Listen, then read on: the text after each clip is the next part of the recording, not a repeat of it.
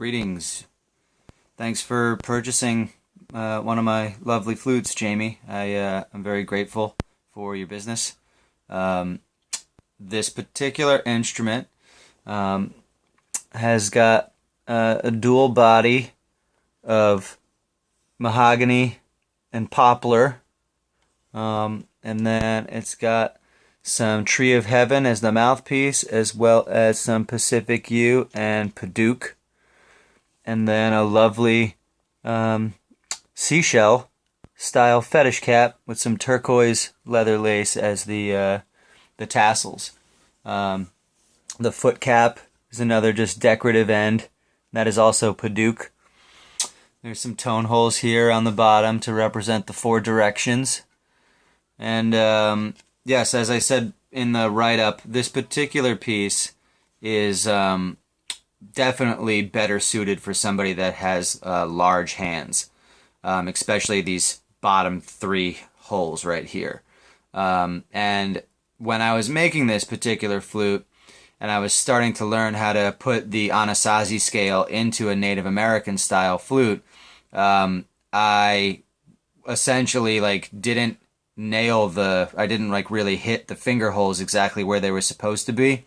So that's why they're a little farther apart, and these two are pretty large in terms of how much your finger will sit inside of them. I have been playing flutes for a very, very long time, and so even with my average size hands, I can cover these and I can play it, but that's only because of my dexterity and the amount of time that I've been playing flutes. But if an average hand jumped on this, they would probably have trouble and get cramps very easily. The top three are really easy to cover, but the bottom three, it's a little bit more of a stretch than normal.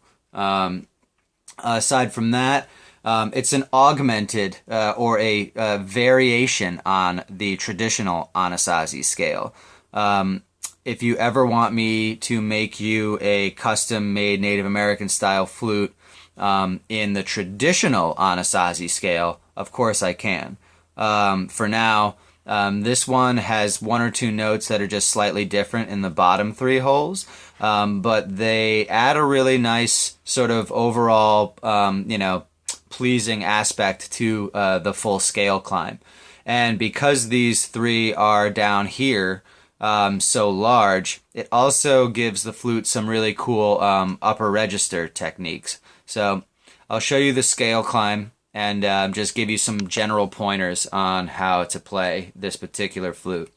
Mouthpiece is as such, just a very gentle blow. It's a nice resonant and clean sounding G sharp, and then you just lift in succession.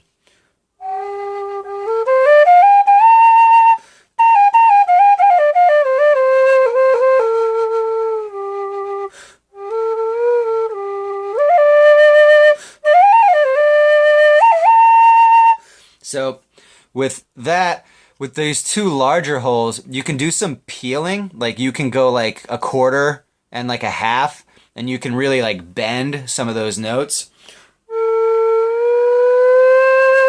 So that gives you a lot of cool expressivity with the instrument, which is really nice. And once your hands get used to playing this instrument, you can do some really cool moody stuff with bending these notes right here. And on top of that, if you blow twice as hard through the instrument with all holes closed, you can do at least the 3 or 4, maybe even the 5th hole in the upper register, which I'll show you real quick. So here's regular pressure, double pressure, and then I'll climb with the overblow, and you can see how many notes work in the upper register, which is a really cool perk for this particular piece.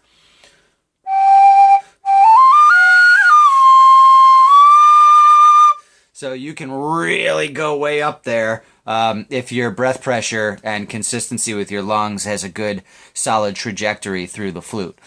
So this one has some really cool perks, and kind of, it's a bit of an oddball, and do keep that in mind.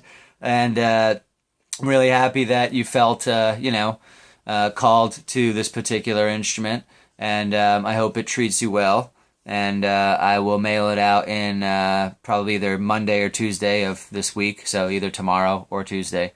I hope this video finds you well, and I will wipe this instrument down with some rubbing alcohol and sanitize it up and put it in a box and mail it out to you.